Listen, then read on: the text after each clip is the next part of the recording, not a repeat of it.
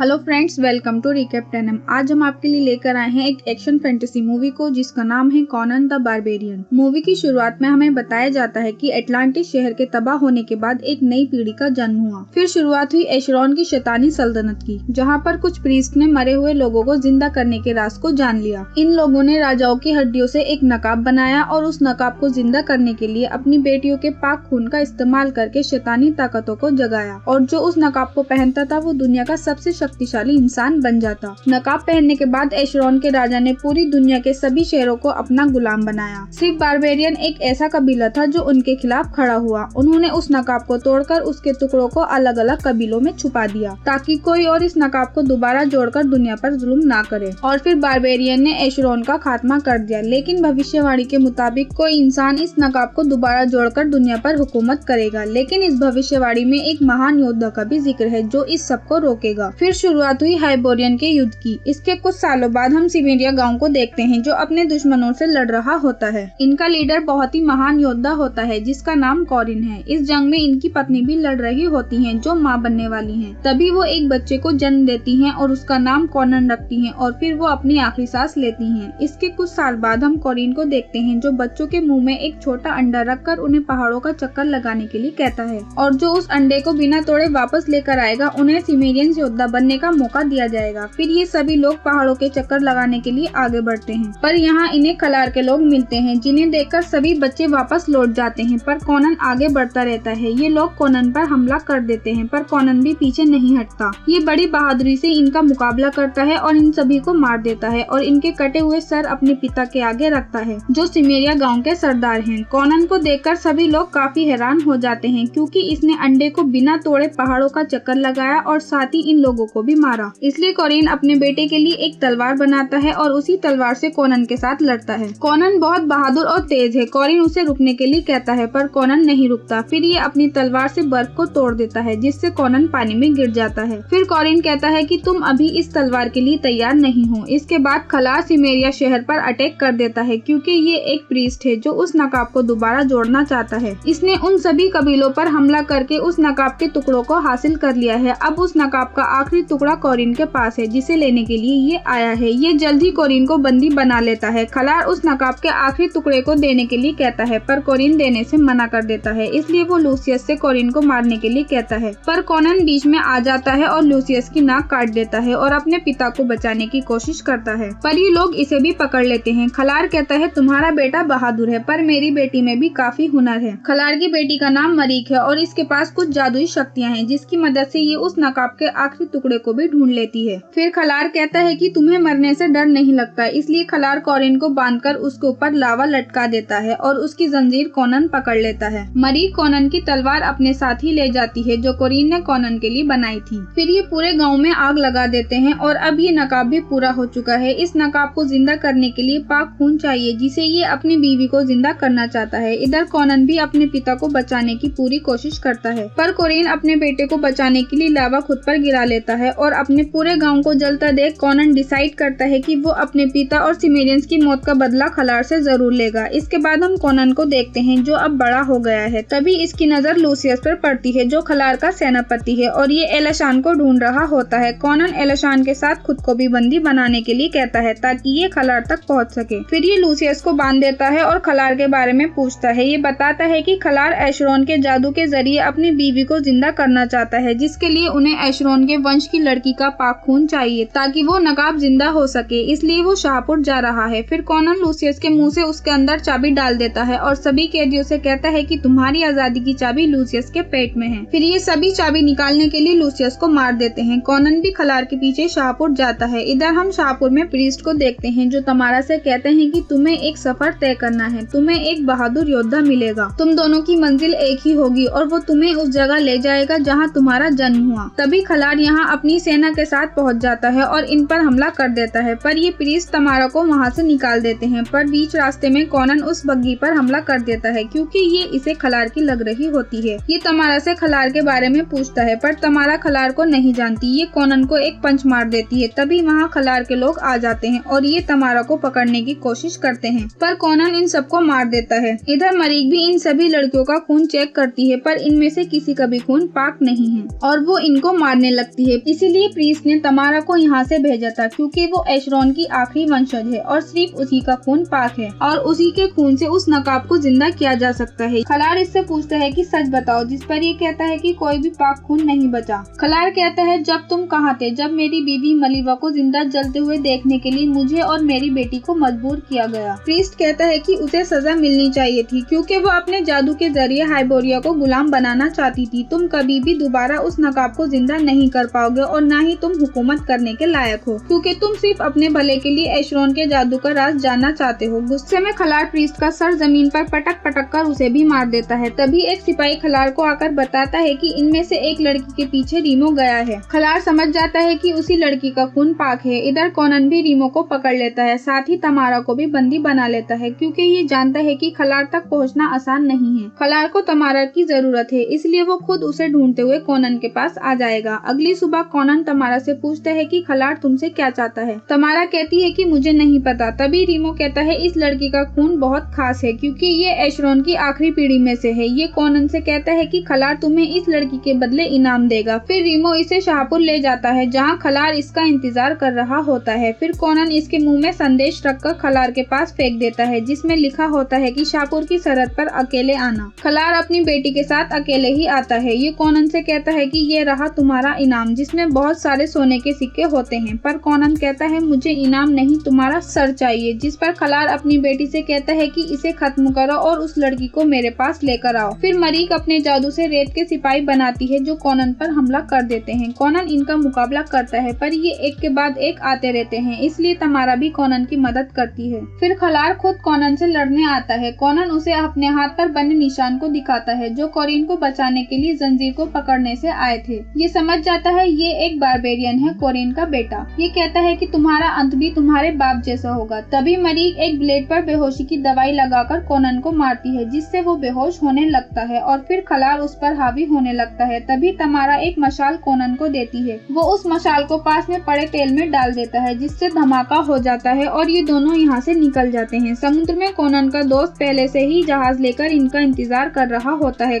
Connon अपने साथी से कहता है कि तमारा ने आज मेरी जान बचाई। तमारा और कॉनन एक दूसरे से प्यार करने लगे हैं। इधर खलार भी अपने लोगों को इनके जहाज पर भेज देता है तमारा को लाने के लिए। ये जैसे ही तमारा पर हमला करते हैं, कॉनन उसे बचा लेता है। फिर ये सभी कॉनन के साथ मिलकर इन लोगों को मारने लगते हैं और फिर तमारा एक तलवार को पिलर में घुसा देती है। इसकी मदद से कॉनन खलार के आखिरी सिपाही का सर धड़ से अलग कर देता है। ये सभी को मार देता है। इसके बाद कॉनन खलार के पास उसे मारने के लिए अकेले ही जाता है, पर वो वहाँ जाने का नक्शा भूल जाता है, इसलिए तमारा उसे वो नक्शा देने के लिए आती है। तमारा भी अब जान गई है वो प्रीस्ट ने जिस योद्धा के बारे में बताया था वो कॉनन है। फिर ये दोनों एक साथ अच्छा वक्त बिताते हैं। जब वो वापस जहाज पर आ रही होती है तो खलार के लोग तमारा को बंदी बनाकर खलार के पास ले जाते हैं। कॉनन को भी पता चल जाता है कि तमारा को खलार के लोग अपने साथ ले गए। इधर हम तमारा को देखते हैं, जो खलार के किले पहुंच गई है। मरीक उसका खून चेक करके कहती है कि ये वही है जिसकी हमें तलाश थी। इसके बाद कॉनन एलेशान के पास आता है और उससे कहता है कि एहसान चुकाने का वक्त आ गया है, क्योंकि कॉनन ने लूसियस से एलेशान की जान बचाई थी और खलार तक पहुंचने के लिए इसे कुछ खुफिया तालों को खोलना पड़ेगा और एलेशान किसी भी ताले को खोल सकता है। इसके बाद ये दोनों खलार के